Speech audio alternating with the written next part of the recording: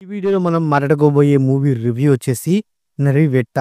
So, ఈ movie వచ్చేసి Malayalam movie అనమాట. సో, ఈ మూవీ అయితే తెలుగు లాంగ్వేజ్‌లో గూడా థియేటర్ అయితే రిలీజ్ చేశారు. ప్రెజెంట్ ఈ మూవీ సోనీ లివ్ ఓటీటీ ప్లాట్‌ఫామ్‌లో తెలుగు లాంగ్వేజ్‌లో గూడా అవైలబుల్‌గా అయితే ఉందనమాట. సో, ఈ మూవీ ఎలా ఉంది ఏంటని ఈ రివ్యూలో మనం మాట్లాడుకుందాం.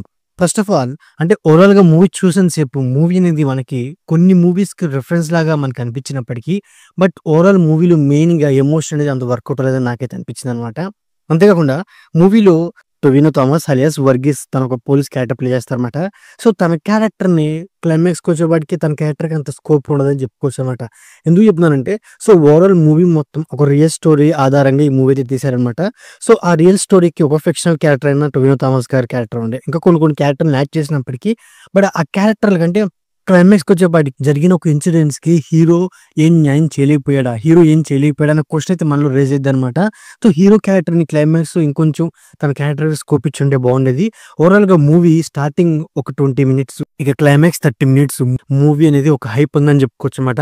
ముఖ్యంగా ఈ మూవీ స్టోరీ బాగున్నప్పటికీ అండ్ రొటీన్‌గా ఉన్నప్పటికీ, బట్ స్క్రీన్ ప్లే అనేది చాలా చాలా బలంగా ఉందని చెప్పుకోవచ్చనమాట. అండ్ అలాగే ఈ మూవీ యొక్క ఫస్ట్ హాఫ్‌లో జరిగిన లవ్ ట్రాక్ అనేది నాకు సాయదత్త ఫీలింగ్ కలిగిద్దని చెప్పుకోవచ్చనమాట. మూవీలో సూరజ్ వెజర్మోడు అలియాస్ బషీర్. సో, ఆ క్యారెక్టర్ బషీర్ క్యారెక్టర్ ప్లే చేసిన యాక్టర్ తన యాక్టింగ్ అనేది టూ గుడ్ అని చెప్పుకోవచ్చనమాట. సెకండ్ హాఫ్‌లో ఆ క్యారెక్టర్ చనిపోయిన తర్వాత నుంచి మూవీ అనేది ఎంగేజింగ్ ఉండిద్దని చెప్పుకోవచ్చనమాట. అండ్ అలాగే మూవీలో జరిగే కొన్ని అంటే షూట్‌ఔట్ సీన్స్ అనివ్వండి, ఫైట్ సీన్స్ అనివ్వండి. సో, ఆటిల్ని కూడా అంటే సోగా తీశారన్నమాట చెప్పుకోవచ్చనమాట. అంటే కొంచెం వాటిని అంత రియలిస్టిక్‌గా చూపిస్తదని చెప్పుకోవచ్చనమాట. బట్ ఈ ఓవరాల్ మూవీ జరిగిన లొకేషన్స్ చాలా అంటే చాలా బ్యూటిఫుల్‌గా ప్రెజెంట్ చేశారని చెప్పుకోవచ్చనమాట. ఇక ఈ మూవీలో కొన్ని కొన్ని పోర్షన్‌లో అండ్ కొన్ని కొన్ని సీన్స్‌కి ఇచ్చిన బ్యాక్‌గ్రౌండ్ మ్యూజిక్ చాలా బాగా వర్కౌట్ అయిందని చెప్పుకోవచ్చనమాట. ఇక ఈ మూవీ స్టోరీ విషయానికొస్తే ఈ మూవీలో మెయిన్ రోల్ అయిన టొవినో థామస్ అలియాస్ వర్గీస్. వర్గీస్ తనేంటి చిన్న చిన్న జాబ్‌లు కాకుండా కొడితే ఒక పెద్ద జాబ్ కొట్టాలి అని సో, తన ప్రయత్నం తను చేస్తూ ఉంటాడు. అండ్ అలాగే అప్పటిదాకా ఖాళీగా ఉంటాడనమాట. సో, అలాంటి సిట్యుయేషన్‌లోనే కొందరు మాటలతో అవమానించడం వల్ల తనకిష్టం లేకపోయినా ఒక కానిస్టేబుల్ జాబ్‌లో జాయిన్ అవుతాడు వర్గీస్. సో, అండ్ అలాగే వర్గీస్ జాయిన్ అయిన చోట వర్గీస్‌కి సపోర్ట్‌గా నిలుస్తాడు బషీర్ అలియాస్ సూరజ్ వెదర్మోడి. సో, వీళ్ళిద్దరూ కలిసి ఒక ట్రైబల్ ఏరియాలో ప్రొడక్షన్ కోసం వెళ్తారనమాట. అక్కడికి వెళ్ళినప్పుడు కొన్ని అనుకున్న పరిస్థితుల వల్ల బషీర్ చనిపోతాడనమాట.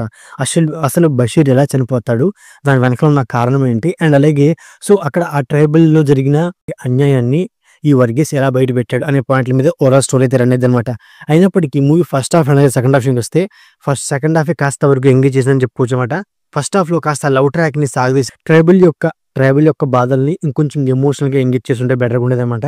అండ్ అలాగే ఈ మూవీలో క్లైమాక్స్ సూపర్‌గా ఉన్నప్పటికీ, బట్ క్లైమాక్స్‌కి వచ్చేప్పటికి అంటే సింపుల్‌గా సో, జరిగిన అన్యాయాన్ని కోర్ట్ అంగీకరించడం అండ్ అలాగే మరి వాళ్ళకి శిక్ష పడిందా లేదా? అండ్ అలాగే సో, ఇదంతా చేసింది పోలీసేనా? పోలీస్ వెనకాల ఎవరైనా ఉన్నారా?